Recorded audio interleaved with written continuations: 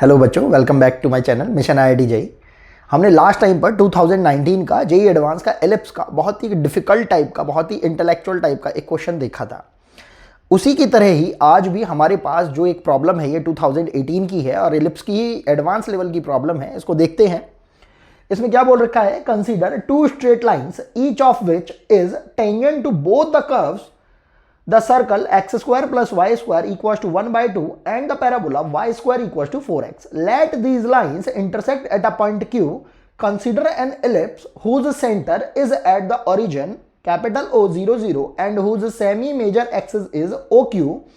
If the length of the minor axis is root 2, then which of the following statements is are true? ये problem भी 2018 की जो थी, इसके अंदर मल्टीपल चॉइस टाइप के ऑप्शंस हमें दे रखे हैं। हम इस प्रॉब्लम को बहुत इजीली कर सकते हैं बशर्ते हमें जो भी इसके अंदर गिवन इंफॉर्मेशन दे रखी है उसको हम एक बार अपनी बेसिक रफ फिगर के अंदर अच्छे से उकेर लें, बना लें। तो हम क्या करते हैं, सबसे पहले एक रफ फिगर को ड्रॉ करने के लिए सबसे पहले एक्स वाई एक्सिस को ड्रॉ कर लेते हैं और जैसा जैसा इन्होंने बोल रखा है बिल्कुल वैसा वैसा सा ही हम कर्व को ड्रॉ कर लेते हैं। तो हमसे बोल रखा है कि एक हमारे पास पैराबोला है और ये पैराबोला किस टाइप का सा है, Y square equals to 4x। उसके अलावा इसकी जो हमारे पास फोकस आ जाएगी वो कितनी हो जाएगी, 1,0। इसके अलावा हमसे बोल रखा है x square plus y square equals to 1/2 type का एक सर्कल। हम समझ पाएंगे कि 1/2 किसको रिप्रेजेंट कर रहा है, आर स्क्वायर को रिप्रेजेंट कर रहा है, मतलब रेडियस के स्क्वायर को रिप्रेजेंट कर रहा है। तो अगर हमें रेडियस निकालनी होगी तो रेडियस कितनी हो जाएगी, 1/√2। तो 1/√2 ऑब्वियसली 1 से तो छोटी ही रहेगी, तो हमारा जो बनने वाला जो सर्कल होगा वो कुछ इस टाइप का सा हो जाएगा। तो इसको भी हमने ड्रॉ कर लिया है और इसकी इक्वेशन को भी अभी के लिए हमने यहां पर बता दिया है। ये कितना हो गया, x square plus y square equals to 1/√2 का होल स्क्वायर आप इसे बोल सकते हो, जैसे कि रिप्रेजेंटेशन जो है एटलीस्ट हमारी थोड़ी सी क्लियर तरीके से दिखे हमें। अब इसके बाद इन्होंने क्या बोल रखा है, इन्होंने बोला है, स्टार्टिंग में बोल दिया था, two straight lines each of which is tangent to both the curves. मतलब हमारे पास दो ऐसी स्ट्रेट लाइन है और इस तरीके से हैं कि वो दोनों की दोनों जो लाइंस हैं इसके ऊपर भी, और मतलब सर्कल के ऊपर भी और पैराबोला के ऊपर, दोनों के ऊपर ही सेम टाइप की टेंजेंट को ड्रॉ कर पा रही हैं। तो हम देखते हैं कि अगर हमें कोई एक ऐसी स्ट्रेट लाइन को ड्रॉ करना है जो कि इसके ऊपर भी टेंजेंट का वर्क कर रही हो और इसके ऊपर भी टेंजेंट का वर्क कर रही हो, तो वो हम कुछ इस टाइप की टेंजेंट को शो कर सकते हैं। ये हमारी टेंजेंट की एक ये लाइन आ गई इस तरीके से, और अभी के लिए हम इस पॉइंट को अगर कुछ नहीं दे रखा है तो हम इसे P मान सकते हैं। और अकॉर्डिंग टू द क्वेश्चन हमें बता रखा है कि ये जो हमारे पास स्ट्रेट लाइन है ये यहां पर, क्योंकि इसको ओरिजिन पॉइंट O बता रखा है, इस ओरिजिन पॉइंट से आगे यहां पर किसी एक Q पॉइंट पर इंटरसेक्ट करती है। अब ये जो Q पॉइंट है हमारे पास, वैसे तो इन्होंने ये भी बोला है कि intersecting point of these two straight line, तो एक तो स्ट्रेट लाइन ऐसे हो जाएगी, और क्योंकि हम जानते हैं सर्कल एंड पैराबोला दोनों के दोनों सिमेट्रिक फिगर हैं, तो बनने वाली जो दूसरी टेंजेंट रही होगी वो भी इसी पॉइंट से कुछ इस टाइप से पास होती हुई जा रही होगी। तो इन दोनों लाइंस का जो इंटरसेक्टिंग पॉइंट्स आ रहा होगा वो किस पे आ रहा होगा, एक्स एक्सिस के ऊपर। तो ये जो हमारे पास Q पॉइंट आया है इसके लेट से अभी के लिए हम कोऑर्डिनेट मान सकते हैं α,0, क्योंकि हमें पता नहीं है कि Q के कोऑर्डिनेट क्या है, वो हमें कैलकुलेट करने पड़ेंगे। तो उसके बेसिस पर ये क्या बोल रहे हैं, let these lines intersect at a point Q। जो हमने स्ट्रेट लाइन ली है और इस तरीके से ली है कि वो सर्कल और पैराबोला दोनों के ऊपर ही टेंजेंट का वर्क कर रही हैं। तो consider an ellipse whose centre is at the origin. तो जो हमें एक एलिप्स बनाना है, मतलब इन्होंने इसके अंदर कितना प्यारा सा एक दृश्य बना दिया है कि इन्होंने इसमें सर्कल भी ले लिया है, पैराबोला भी ले लिया है, और इन दोनों की मदद से अब हम एक ऐसे एलिप्स को बनाने वाले हैं जिसके अंदर इन्होंने क्या बोला है कि उसकी सेमी मेजर एक्सिस जो है वो OQ के बराबर होगी if the length of minor axis is √2। मतलब इन्होंने माइनर एक्सिस की भी लेंथ को हमें बता दिया है, वो कितनी बता रखी है, √2। तब हमें बताने हैं कि इन चारों ऑप्शंस में से कौन कौन से ऑप्शन हमारे करेक्ट होंगे। इतनी इंफॉर्मेशन को ध्यान में रखते हुए अगर हम सबसे पहले इस स्ट्रेट लाइन की, ये जो हमारे पास टेंजेंट की तरह वर्क कर रही है, इसकी अगर हम इक्वेशन को कैलकुलेट कर लेंगे तो हमारे लिए बहुत ज़्यादा बेनिफिट हो जाएगा। तो हम इस प्रॉब्लम को करना स्टार्ट करते हैं। हमने देखा कि अगर किसी भी पैराबोला के ऊपर कोई एक लाइन टेंजेंट की तरह वर्क करती है तो हम स्लोप फॉर्म में उस इक्वेशन को बोल सकते हैं y equals to m x plus a upon m. ये हमारी बेसिक इंफॉर्मेशन जो कि हमने पहले याद कर रखी है उसका यूटिलाइजेशन करते हुए हमने इस इक्वेशन को लिख लिया। यहां पर ये जो a है ये किसको रिप्रेजेंट करता है, ये इस पैराबोला के फोकस को रिप्रेजेंट करता है। और क्योंकि हम जानते हैं Y square equal to 4x से यहां पर इस फोकस की वैल्यू कितनी हो जा रही है 1, तो हमारे पास ये जो टेंजेंट हमारे पास बन रही है इसकी इक्वेशन कुछ ऐसी सी बनती हुई दिखाई दे रही है, y equal to m x plus 1 upon m. अब क्योंकि अकॉर्डिंग टू द क्वेश्चन इन्होंने क्या बोला है कि ये जो लाइन है हमारे पास स्ट्रेट लाइन जो कि P से भी पास हो रही है और Q से भी पास हो रही है, ये लाइन पैराबोला के ऊपर तो टेंजेंट का वर्क कर ही रही है, इसके अलावा ये सर्कल के ऊपर भी टेंजेंट का वर्क कर रही है। तो जैसे ही ये इंफॉर्मेशन उन्होंने हमें दी तो हमारे लिए तो बहुत ही अच्छा हो गया। क्यों? क्योंकि अगर ये लाइन पैराबोला के ऊपर टेंजेंट थी तो उससे हमें ये रिक्वायर्ड कंडीशन मिल गई, और यही वाली ये जो लाइन है जिसकी टेंजेंट की इक्वेशन हम इस तरीके से लिख पा रहे हैं वो हमारे इस सर्कल के ऊपर भी एज अ टेंजेंट वर्क कर रही है। तो हम जानते हैं कि अगर कोई लाइन किसी सर्कल के ऊपर टेंजेंट की तरह वर्क करती है तो हम सर्कल के जो सेंटर पॉइंट हैं उस पॉइंट से अगर हम इस टेंजेंट के ऊपर परपेंडिकुलर ड्रॉप कर देंगे तो ये जो लेंथ आएगी हमारे पास वो किसके इक्वल आ जाएगी, वो हमारे रेडियस के इक्वल आ जाएगी। तो इसी इंफॉर्मेशन को अपने माइंड में ध्यान रखते हुए हम अब ये कंडीशन इस टेंजेंट की इक्वेशन के ऊपर जब अप्लाई करते हैं तो हमारे पास आएगा परपेंडिकुलर लेंथ ये हो गई जो कि किसके इक्वल है, इस सर्कल के रेडियस के इक्वल। वो हमने लिख दिया radius equals to modulus of, इस मॉडुलस के अंदर हम ये जो इसके सेंटर पॉइंट हैं वो कितने पॉइंट हैं इसके 0 0 करके, इस सेंटर पॉइंट से हम इस पर्टिकुलर टेंजेंट की लाइन के ऊपर परपेंडिकुलर ड्रॉप कर रहे हैं। तो कितना हो जाएगा, एम एक्स की जगह हम इस 0 पॉइंट को सेटिस्फाई करा देंगे और इस y को हम क्या कर लिए हैं, हमने इसको RHS में ले गए हैं तो ये माइनस का y हो जाएगा, और y की जगह भी हमने किस पॉइंट को 0 को सेटिस्फाई करा दिया प्लस 1/m अपॉन, हम देख पाएंगे कि नीचे जो हम लिखते हैं वो क्या लिखते हैं, अंडर रूट में x के कोफिशिएंट का स्क्वायर प्लस y के कोफिशिएंट का स्क्वायर। तो y का कोफिशिएंट कितना हो गया होगा, -1 हो गया होगा। तो हमारे पास कुछ इस टाइप की सी कंडीशन आती है। इसको थोड़ा सा सिंप्लीफाई करेंगे, ये हो जाएगा 1/√2 इक्वल्स टू, ऊपर ध्यान से देखेंगे, देखो ये भी 0 हो गया, ये भी 0 हो गया, बचा केवल कितना 1/m। इस m को हमने नीचे लिख लिया और मॉडुलस को अभी एज इट इज ही लगे रहने दिया। अंडर रूट में कितना आ रहा है, m² प्लस 1। अब हमने क्या करा, यहां पर हम देख रहे हैं मॉडुलस लगा हुआ है और यहां पर ये √2 है, और क्योंकि अकेला m है और m² जो है अंडर रूट में फंसा हुआ है तो हम दोनों साइड की स्क्वायरिंग कर देते हैं। इससे एक फायदा तो ये हो जाएगा कि हमें मॉडुलस से दो जो हम केस बनाते हैं प्लस माइनस के, मॉडुलस को ओपन करने पर हमारा केस बनते हैं दो प्लस माइनस वाले, एक तो वो बनाने की जरूरत नहीं पड़ेगी, और स्क्वायरिंग करने से हमारी जो इक्वेशन है उसमें एक यूनिफॉर्मिटी आ जाएगी। तो हमने क्या करा, क्रॉस मल्टीप्लाई कर दिया एंड स्क्वायरिंग कर दी, तो हमारे पास इक्वेशन कुछ ऐसी सी आ रही है, m² into m² plus 1 equals to, जब इसका भी स्क्वायर हो जाएगा ये कितना हो जाएगा 2। अब एक तरीका तो ये है कि हम इसे बाई क्वाड्रेटिक मतलब पावर 4 की इक्वेशन में कन्वर्ट करके इसको सॉल्व करें, या फिर हम क्या करें, अभी के लिए इसे सिंप्लीफाई करने के लिए m² को t मान लेते हैं और ये इक्वेशन हमारी बन जाएगी t² प्लस t माइनस 2। इस 2 को भी हम LHS में ले आते हैं तो इस टाइप से हो जाएगा, और क्योंकि हम देख रहे हैं इस 2 को हम लिख सकते हैं 2 × 1, और इसी तरीके से हम इसको क्या बोल सकते हैं 2 - 1, क्योंकि माइनस का साइन आ रहा है क्योंकि हमें यहाँ पे 1 लेके आना है। तो ये हो जाएगा आपके पास t² प्लस 2t माइनस का t माइनस का 2 इक्वल टू 0। तो यहाँ से t की वैल्यू आ रही है एक तो -2 और एक आ रही है 1।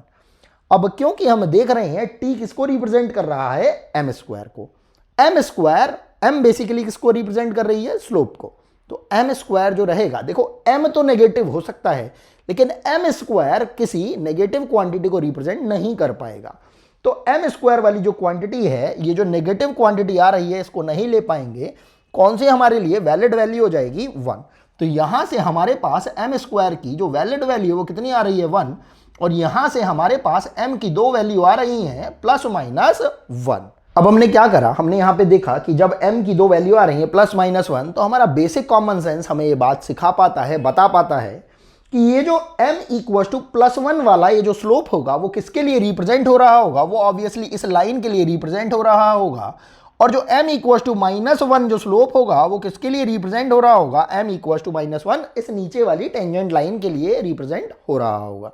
अपनी इस बेसिक कॉमन सेंस को अप्लाई करने के बाद अब हमने इस इक्वेशन के बारे में सोचा कि अगर हम इस इक्वेशन को अगर कैलकुलेट करना चाहें तो हम इसे कैसे कैलकुलेट कर सकते हैं। देखते हैं, हमारे पास इस लाइन के लिए ये स्लोप आ चुका है और हम चाहें तो इस पॉइंट को भी कैलकुलेट कर सकते हैं।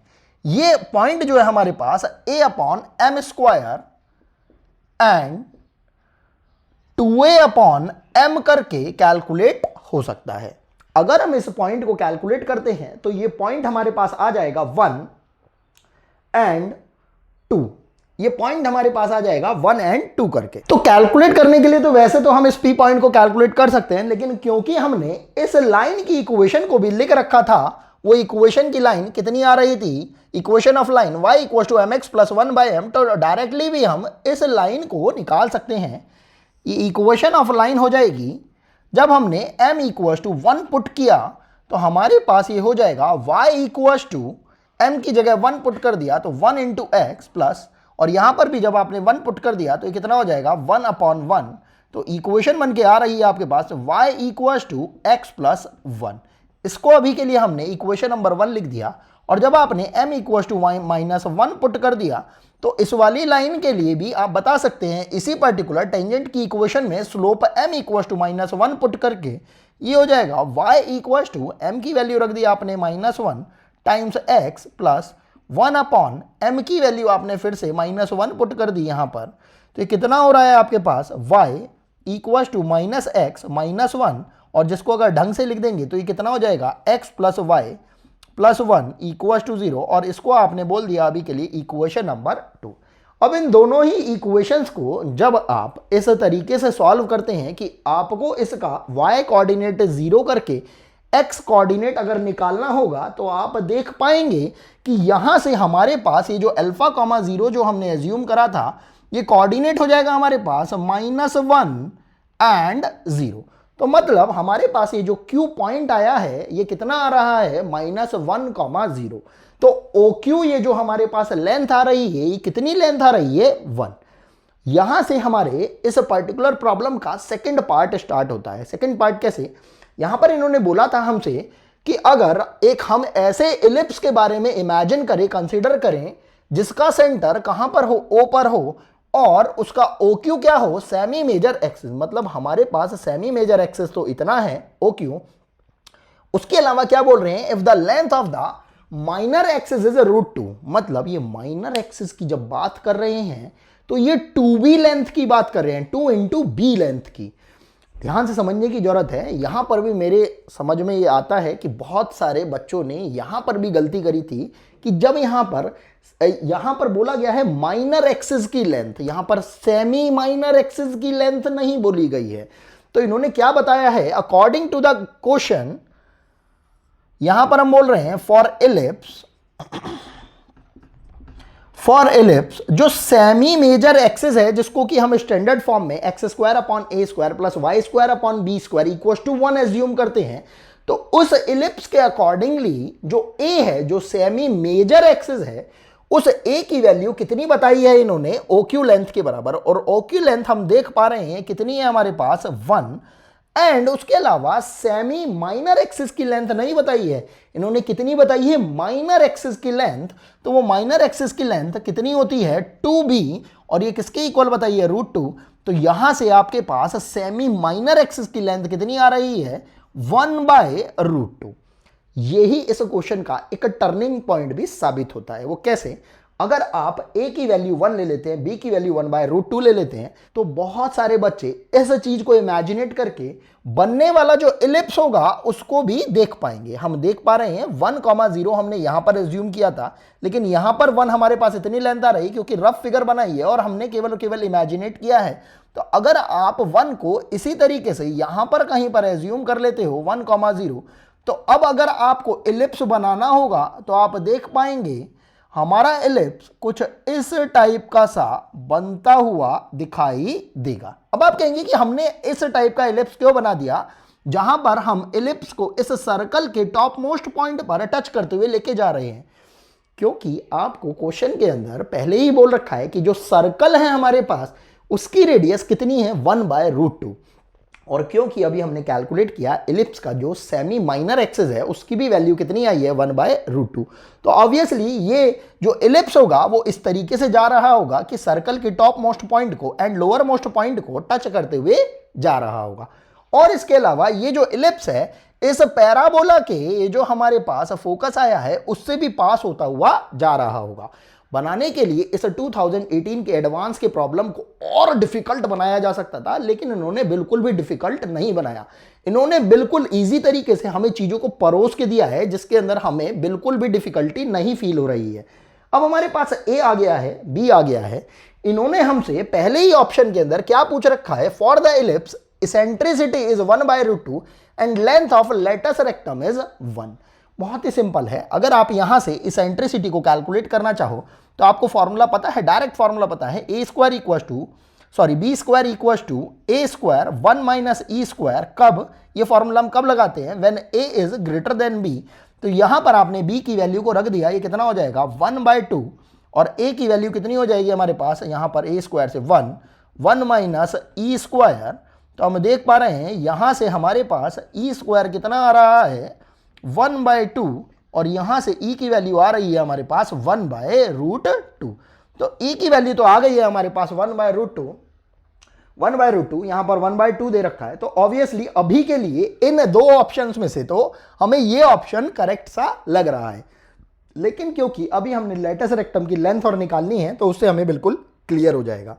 तो लेटस रेक्टम जो हमें निकालना है वो किसके लिए निकालना है, एलिप्स के लिए, ना कि हमें निकालना है पैराबोला के लिए। तो लेटस रेक्टम ऑफ एलिप्स इसकी लेंथ कितनी होती है 2b² a।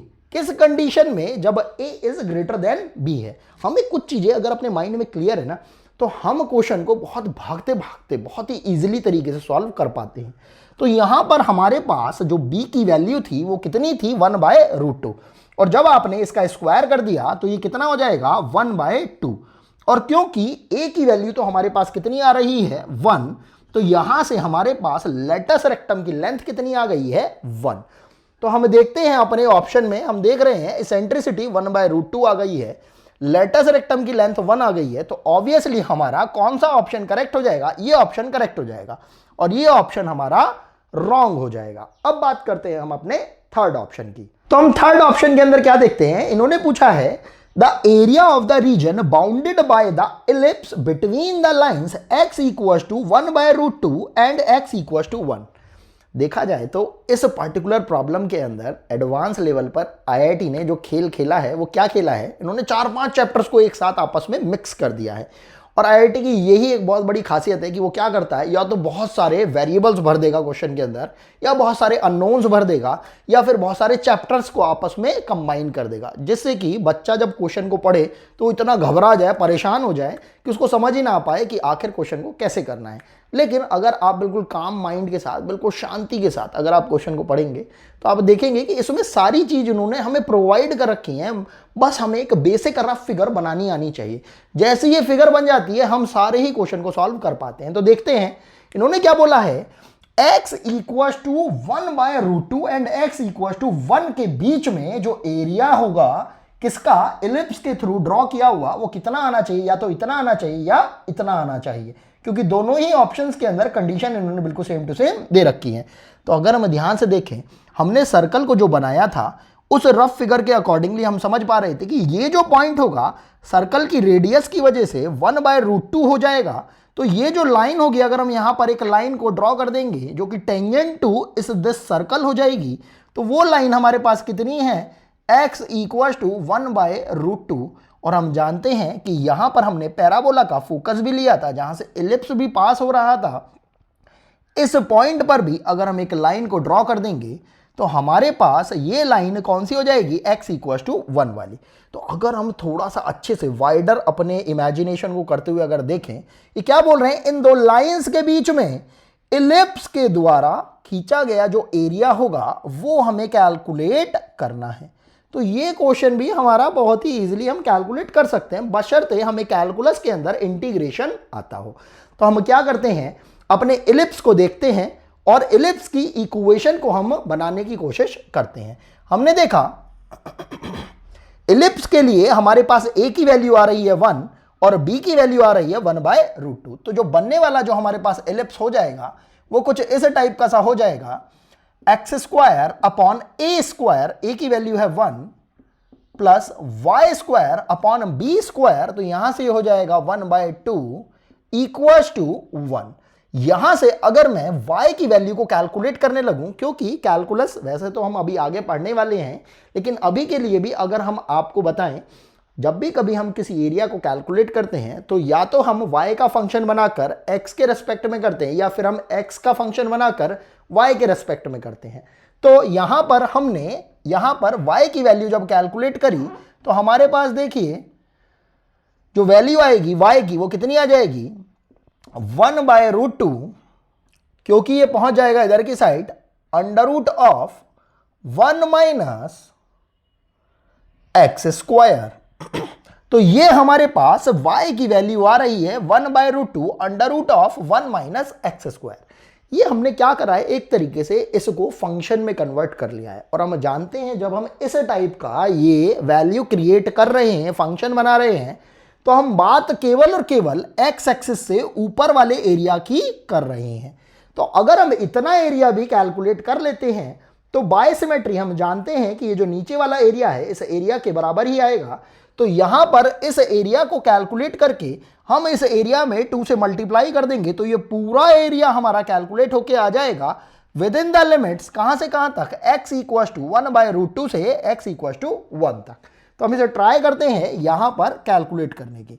तो हमें इस पर्टिकुलर एरिया को, मतलब इस पर्टिकुलर इलिप्स के इस पर्टिकुलर पार्ट को हमें इंटीग्रेट करना है, कहां से कहां तक, x = 1/√2 से x = 1 तक। तो हमने इंटीग्रेशन लगा दिया y के अंदर, तो ये कितना हो जाएगा हमारे पास, इंटीग्रेशन ऑफ y, मतलब हम बोल रहे हैं इंटीग्रेशन ऑफ, और क्योंकि x के रेस्पेक्ट में हमारे पास फंक्शन है तो हो जाएगा 1/√2 टाइम्स √1 - x²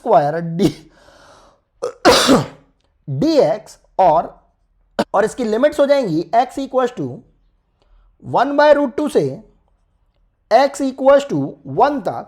तो इस पर्टिकुलर इंटीग्रेशन को करने से पहले हमें इस इंटीग्रेशन का पूरा फॉर्मूला भी याद होना चाहिए। उस फॉर्मूले को मैं एक बार आपको यहां पर लिख के बता रहा हूं। अगर हम बोलते हैं integration of √a² - x² dx को अगर हम इंटीग्रेट कर रहे हैं तो इसका डायरेक्ट फॉर्मूला होता है हमारे पास half of x into √a² - x² plus a² times sine inverse x upon a plus c।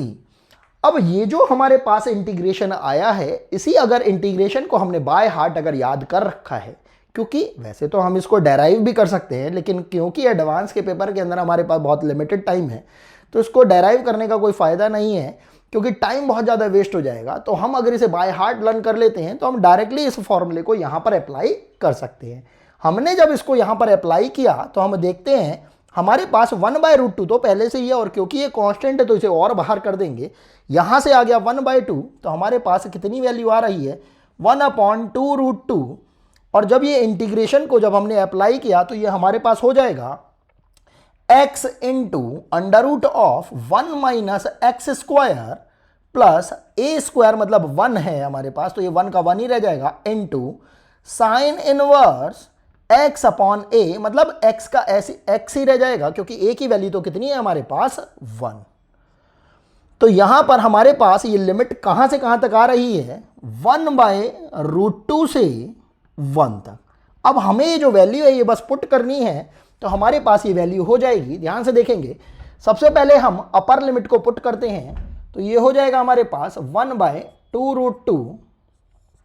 जब हमने अपर लिमिट को रखा तो हम देख रहे हैं जैसे ही 1 रखेंगे तो ये क्वांटिटी 1 है, लेकिन ये क्वांटिटी 0 हो जाएगी। तो कितना आ रहा है हमारे पास, 0 प्लस और जब हम यहां पर 1 रखेंगे तो ये वैल्यू कितनी हो जाएगी, साइन इनवर्स 1 की वैल्यू होती है π/2, तो ये हो गया π/2। और क्योंकि जब हम लोअर लिमिट को रख रहे होते हैं तो हम माइनस के साथ रखते हैं, मतलब अपर लिमिट रखने के बाद माइनस लोअर लिमिट पुट करते हैं। तो जब लोअर लिमिट को जब हम पुट करेंगे तो ये हो जाएगा हमारे पास 1/√2 इंटू 1/√2, जब इसमें रखेंगे तो 1/2 हो जाएगा, और ये यहां पर 1 है ही, तो 1 - 1/2 मतलब इसका अंडर रूट 1/√2 हो जाएगा। प्लस जब 1/√2 जब यहां पर रखेंगे तो ये कितना है हमारे पास, π/4 वैल्यू देगा। इसको अब बस हम थोड़ा सिंप्लीफाई कर लेंगे। तो इसके बाद जब हम इसे और थोड़ा फर्दर सॉल्व करते हैं तो ये कितना हो जाएगा, 1/2√2 टाइम्स, ध्यान से देखेंगे ये हो जाएगा π/2 माइनस, ये माइनस साइन लगा दिया, ये 1/2 बच रहा है, एंड माइनस ही इस π/4 पर लग जाएगा। तो हमारे पास हो रहा है 1/2√2 टाइम्स π/2 में से जब π/4 को उड़ा देंगे तो कितना बचेगा, ये हमारे पास π/4 माइनस 1/2। अब ये जो हमने एरिया निकाला है, ये एरिया निकाला है हमने एलिप्स के ऊपर वाले पोर्शन का केवल, क्योंकि हमने जो फंक्शन लिया है ये फंक्शन डिफाइन करता है केवल ऊपर ऊपर वाले फंक्शन को। ये बात भी हम तब पढ़ेंगे जब हम फंक्शन के PYQs को कर रहे होंगे और इन डिटेल पढ़ेंगे इस चीज को। लेकिन अभी के लिए ये पॉइंट बस हम समझ लेते हैं कि जब हम अंडर रूट की बात कर रहे होते हैं, क्योंकि अंडर रूट आया था यहां पर y की वैल्यू एलिप्स से निकालने पर, तो ये जो हमारे पास फंक्शन बन के आया है y का, वो केवल और केवल ऊपर वाले इलिप्स के सिमेट्रिकल कर्व को ही रिप्रेजेंट कर रहा है। किसके बीच में, x = 1/√2 से x = 1 के बीच में। तो क्योंकि हमें पूरा बाउंडेड एरिया, पूरा बाउंडेड रीजन को कैलकुलेट करना है, तो ऑब्वियसली ये एरिया इसके सिमेट्रिकल है, तो हमें पूरा एरिया निकालने के लिए ये जो एरिया अभी हमने जस्ट कैलकुलेट किया है इसका ट्वाइस टाइम निकालना पड़ेगा। तो अभी के लिए अगर हम इस एरिया को A बोल देते हैं तो हमें फाइनल एरिया जो निकालना पड़ेगा वो कितना हो जाएगा, लेट से उसे अभी के लिए A' बोल देते हैं, तो हो जाएगा ट्वाइस टाइम ऑफ A, इस एरिया A के इक्वल, तो हम 2 की इसमें मल्टीप्लाई कर देंगे तो ये कितना हो जाएगा हमारे पास 2/2√2। और ये जो हमारे पास क्वांटिटी है इसको भी हम थोड़ा सा ढंग से लिख लेते हैं और 2 से मल्टीप्लाई डिवाइड इस 1/2 में कर देते हैं, तो ये हो जाएगा हमारे पास π-2/4। और देख पा रहे हैं इस 2 से ये 2 कैंसिल आउट हो जाएगा, तो आने वाला जो फाइनल एरिया है, रिक्वायर्ड एरिया है, वो कितना हो रहा है π-2/4√2, और यही हमारा रिक्वायर्ड एरिया हो जाएगा। अब हम देखते हैं कि यहां पर इन दोनों ऑप्शंस में से जो करेक्ट, जो हमारे पास आंसर आ रहा है वो कौन सा है, π-2/4√2। और क्योंकि ये जो ऑप्शन है ये भी बिल्कुल इसके सिमिलर बताने की कोशिश की गई थी, लेकिन क्योंकि एरिया जो है हमारे एरिया से मैच नहीं करता है तो हम इस पर्टिकुलर ऑप्शन को इनकरेक्ट मानते हैं। तो यहां से इन चारों ऑप्शंस के अंदर हमारे पास केवल 2 ही करेक्ट ऑप्शंस आते हैं, एक तो ऑप्शन नंबर ए है एंड ऑप्शन नंबर सी है, और यही हमारा रिक्वायर्ड आंसर हो जाएगा। आई होप आपको ये प्रॉब्लम समझ में आई होगी। मिलते हैं आपसे नेक्स्ट वीडियो के अंदर कुछ और नए PYQs के साथ। अभी के लिए थैंक्स फॉर वॉचिंग।